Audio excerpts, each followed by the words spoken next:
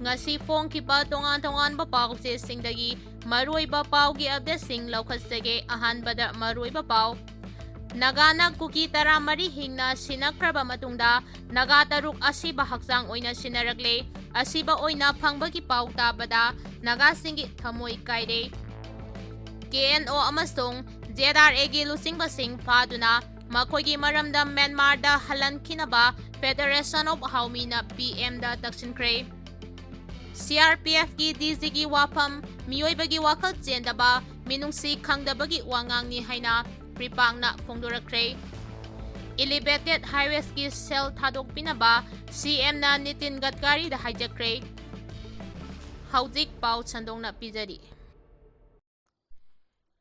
Nagana Kuki taramari hingna sinakraba matungda naga taruk asiba haksang oina sinaragle asiba oina phangbagi pau tabada nagasinggi thamoi kaire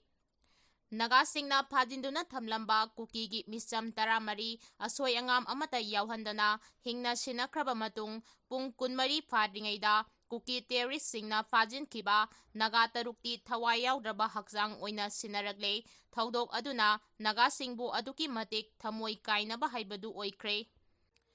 Manipur Police na social media da thagalakpa post amagi matung ina Manipur Police, CRPF amasung Assam Rifles ki apunba khutpu amana sniper dog sing amasung forensic expert ki team sing sijinaduna Lailon Baifai kulgi akoibada pung kunmari chupna thi humbagi thabak chathabada makoi taruk asi bahaksang oina ngarang numit yungba matungda phangkhibani hairi Asiba haksang taruk adu May 16 da Lailon Baifai Kuldagi kidnap tauraga pukhiba nagagi miyoi taruk adu oigani Logi waiba thabak thauram ting laukhatnabagi damag asiba haksang sing adu mafam adudagi mari lainaba authority ga loinana laukhale amasung Regional Institute of Medical Sciences RIMS-ta postmortem taunanaba ngarang numidang Imphal da purakre thajaba yaba mafamdagi phangba pauna hai Naga taruki asiba haksang sing adu numit kunipan suraba matungda phangba oibana patha pumthare masimangna taklibadi makhoi taruk adu makhoibu phakhiba May 16 adumaktada Kuki militant sing aduna hatkhiba oiramgani haina thajabalai makhoi thangna yalaga hatpra natraga Nongmei Kapnaba Hatpra haibana singba sing adudi haujingmaki oina haiba ngamdri asiba haksang taruk adu Ngarang numidang RIMS da yauraglaba matung ngasi ayuk postmortem tawraba matungda makhoigi imong manungda pulis na sinagadawri KNO amasung ZRA gi lusingba sing phaduna makhoigi maramda Myanmar da halankinaba Federation of Haumi na PM da taksinkhre Kuki National Organization Kuki National Army KNA gi President Paulun Soyang Haukip amasung Zomi Reunification Army ZRA amasung Zomi Reunification Organization ZRO gi President Thanglen Pao Guite aniasi Foreigner Act 2025 ki makhada paduna makhoi gi poknapam Myanmar da halankigadabani haiduna Federation of Haumi gi maikidagi Prime Minister Narendra Modi da cherol ama thaduna taksinkhre Federation of Haumi gi maikidagi KNA gi lustingba Paulun Soyang Haukip hairiba miyoy ase Myanmar origin ne mahag Sangay region gi Khamti district ki manungda leiba Homalin township ki Molnoi village da pokibani amaromda ZRO gi lustingba Thanglen Pao Guite hairiba miyoy asiso Myanmar origin ne mahag Chin state ki Tonjang township ki Pangmol village da pokpani mahag Zomi National Congress kauba political party gi tiketa 1990 da pangthokhiba Myanmar gi mikhal da mai paktuna Myanmar government ki member of parliament pauba oiramlaba miyoi ni hairiba miyoi singa sigi haurakpam khangna Ministry of Home Affairs ki makhada Assam Rifles amasung foreign based armed lusingba sing asiga suspension of operations so agreement sign matau karamna taunakibano haiba wafamase mari lainaba stakeholder khudingmaki wahang ama oiri kukizo haina khangnariba kanglup ase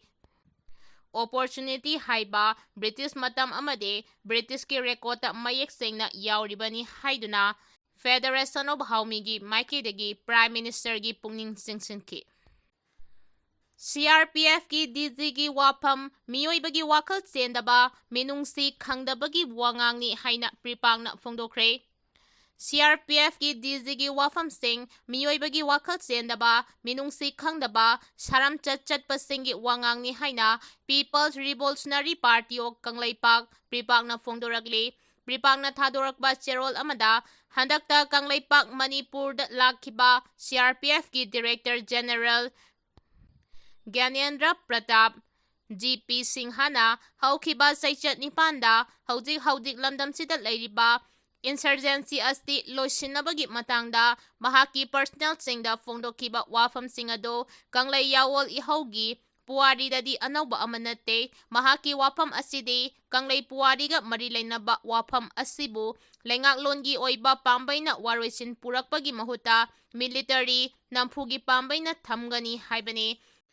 GP Singagi wafam asidi matam amada 57 suba Mountain Division gi Major General AC Soprana 1995 ki January 16 Times of India da wari sabada Kangla yawoloi sing asibu extremist natraga terrorist haina mihaubagi mahut insurgent haiba wahai oina sijinakiba adugi onatainabani GP Singhagi londada miyamarakta nongmai paiduna chetlabadi kaptuna hatpada akiba amata leiroidabani personnel chingna mathau tawringaida chapchaba thabak laukhatpada mahangna chapchaba mateng pangani haiki mahangna makhatana haikibada nakoina lokaina kulai paibasingda nongmai kaptrabadi kari maramgi lengangna aikoida nongmai maru asuk yamna pigadawribano aina Director General oiriba phawbadi matikchaba action chathabada aina mapung phana saugatkani nakoina nasagi duty adu pukchel thengna tawgadabani madugidamak pukning wakhal waroidabani aina thabaksing adugidamak chapchana thengnagani hairi.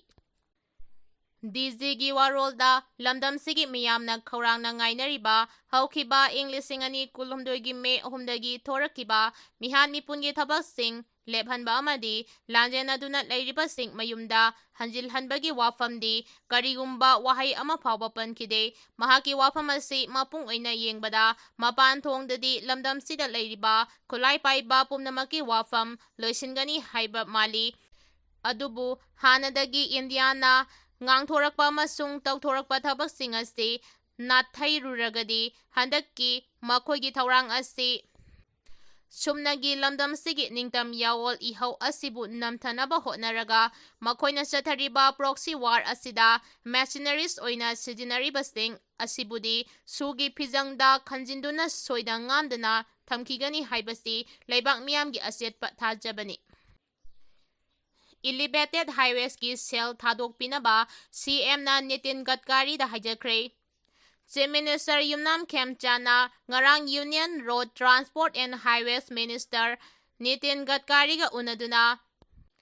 Imphal Jiribam amadi Imphal Dimarpur Highways da state lengangna paikhaliba sengat sagatpagi thauramsing mari leinana paudamkre. Elevated highways project ki matangda ngankhana sel thada birangnabagi matangdasu Chief Minister Yumnam Khemchana Nitin Gadkari da haijaki.